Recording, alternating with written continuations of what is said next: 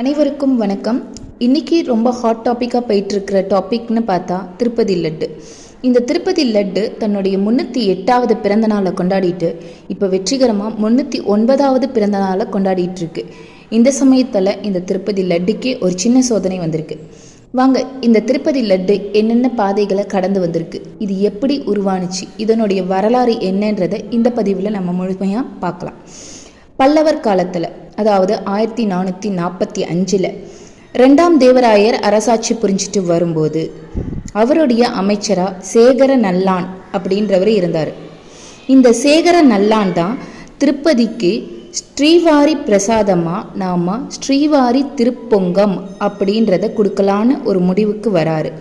இந்த ஸ்ரீவாரி திருப்பொங்கத்தை 1445 கொடுத்துட்ருக்காங்க. அதோட சுயம்ன்றது கொடுத்தாங்க. அடுத்தது 1455 அப்பம் கொடுத்தாங்க. அதுக்கடுத்தது 1460 வடையாக மாறுனுச்சு.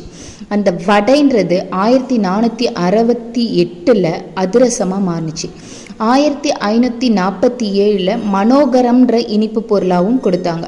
இதில் பார்த்திங்கன்னா இந்த வடையை மட்டும்தான் பக்தர்களால் தங்களுடைய உறவினர்களுக்கு எடுத்துகிட்டு போக முடிஞ்சுது. இந்த காலம் மாதிரி நம்ம ஒரு ட்ரெயினோ பஸ்ஸோ பிடிச்சி நம்ம திருப்பதிக்கு போயிட முடியாது. அந்த மலைகளை நடந்தே தான் போனாங்க.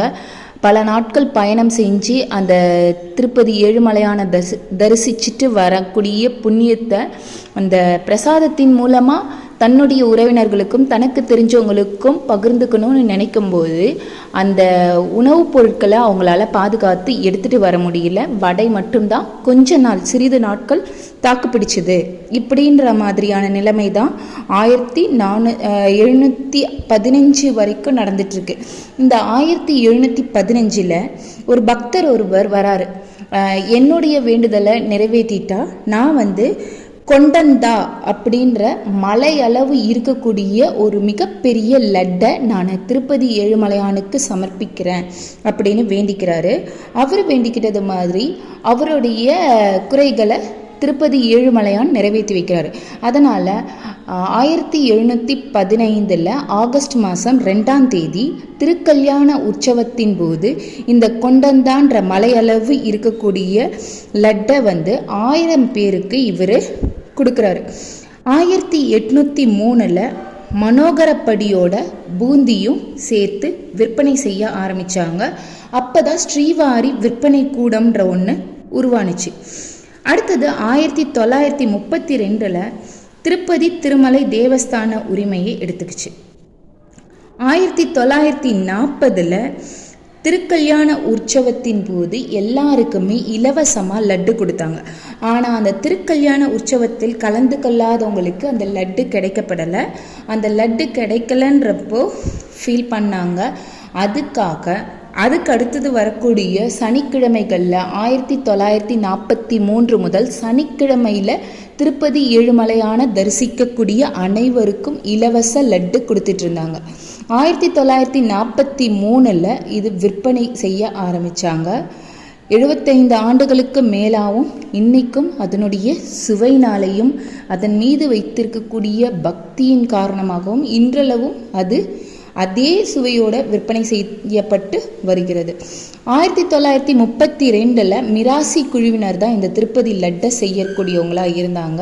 இதில் கல்யாண ஐயங்கார், அவர் தான் மடப்பள்ளியினுடைய தலைமை மடப்பள்ளி குழுவினராக இருந்தார். அந்த கல்யாண ஐயங்கார் தான் இந்த திருப்பதி லட்டை முதல்ல தயார் செய்தார். இந்த திருப்பதி லட்டை செய்யும்போது யார் மேற்பார்வை செய்வாங்கன்னாக்க திருப்பதி ஏழுமலையானின் தாயார் வகுலா தேவி அவங்களுடைய மேற்பார்வையில் தான் இந்த லட்டாகட்டும், இந்த திருப்பதி திருமலையில் கொடுக்கக்கூடிய அனைத்து பிரசாதங்களும் மேற்பார்வை செய்யப்பட்டு வருது அப்படின்னு சொல்கிறாங்க. இந்த லட்டு எப்படி உருவாக்குறாங்கன்னு பார்த்தாக்க, இந்த லட்டு செய்யறதுக்கே ஒரு மிகப்பெரிய தனி கூடம் இருக்குது. இந்த லட்டை செய்யறதுக்கான அளவை திட்டம்னு சொல்கிறாங்க. 51 பொருட்களை படின்னு சொல்கிறாங்க. ஒரு படிக்கு 5100 லட்டுகள் தயாரிக்க முடியும். இந்த 5100 லட்டுகள் செய்யறதுக்கு 185 கிலோ பசும் நெய்யும், 200 கிலோ கடலை மாவு, 400 கிலோ சர்க்கரை, 35 கிலோ முந்திரி, 17 கிலோ திராட்சை, 10 கிலோ கற்கண்டு, 5 கிலோ ஏலக்காய், இது எல்லாத்தையும் எடுத்து மொத்த எடையாக நம்ம போட்டோன்னா 852 கிலோ எடையில் 5100 லட்டு வகைகளை தயாரிக்கிறாங்க. இந்த 852 இதுலேயே நமக்கு தெரியுது பாருங்கள், 852 இதுதான் மொத்த எடை. அதாவது 5100 லட்டுக்கள் செய்யறதுக்கான எடைன்றது இதுதான். 8ன்றது நம்ம நாராயணனின் நாமம், 5ன்றது நமசிவாயத்தின் நாமம்.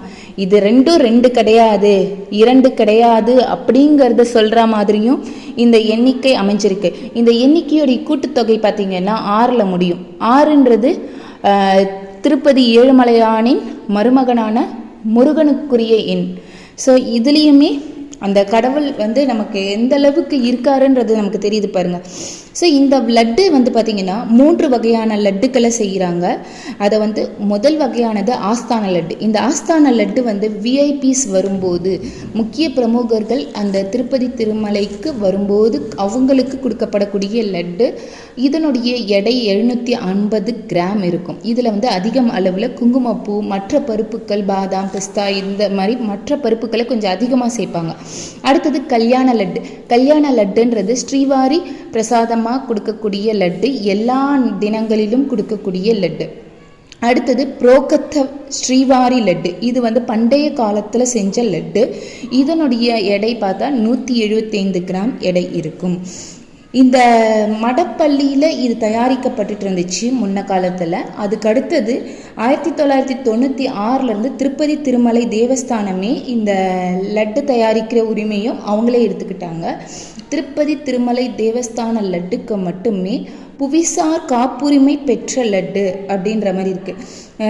ஸோ அந்த காலத்தில் இதுக்கு முன்னாடி பார்த்திங்கன்னா இந்த மடப்பள்ளியில் செஞ்சாங்கன்னு சொன்னோம் இல்லையா, அதாவது 1932 மடப்பள்ளியில் செய்யும்போது இந்த லட்டு செய்கிறவங்களுக்கான சம்பளம்ன்றதே அந்த லட்டையே சம்பளமாக கொடுத்தாங்க.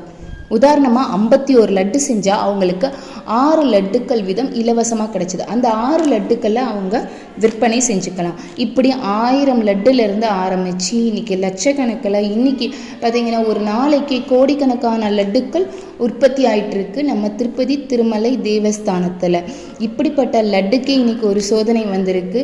எல்லாருக்குமே லட்டு பிடிக்கும்னு நினைக்கிறேன்.